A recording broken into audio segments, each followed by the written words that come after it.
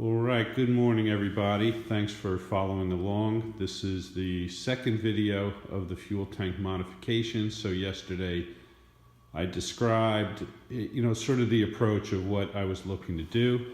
And essentially it was to cut this particular chunk of the fuel tank away and make room for the factory Camaro Z01 pump. So here you can see the completed tank. A couple things to point out. I added a couple holes on top of the tank. I do want to make this car emissions legal. So these are rollover valves. They're actually from a Ford F-150, and one of the other members on GT40s.com used these in his build, so I was able to find those parts.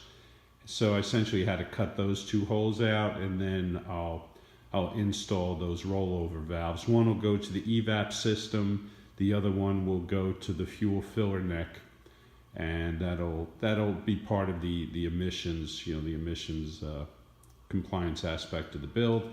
And then here are the two panels that I fabricated up. It took a while to sort of get them to fit nice and smooth, and then I'll bring it to somebody to get it welded up.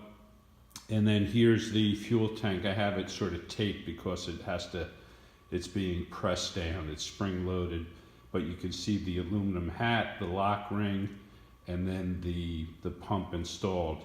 And then you can see on the side I have the threaded outlet that I'll leave. I'll probably put a shut-off valve on that, so just in case I ever need to drain the tank, I can simply turn the valve and drain the fuel tank. So there it is, the first modification for the Superlite Coupe. It went pretty well. I'm probably not going to weld it up right away. When I do have time and I find a professional welder who can do a good job, then I'll give it to that person.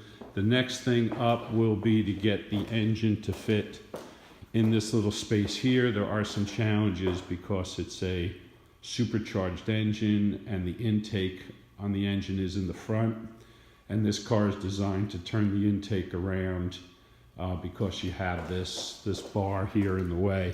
But I'm going to work my way through it. So that'll be the next project, fitting the Z06 LT4 supercharged engine into this chassis. All right, so stay tuned. Thanks for following.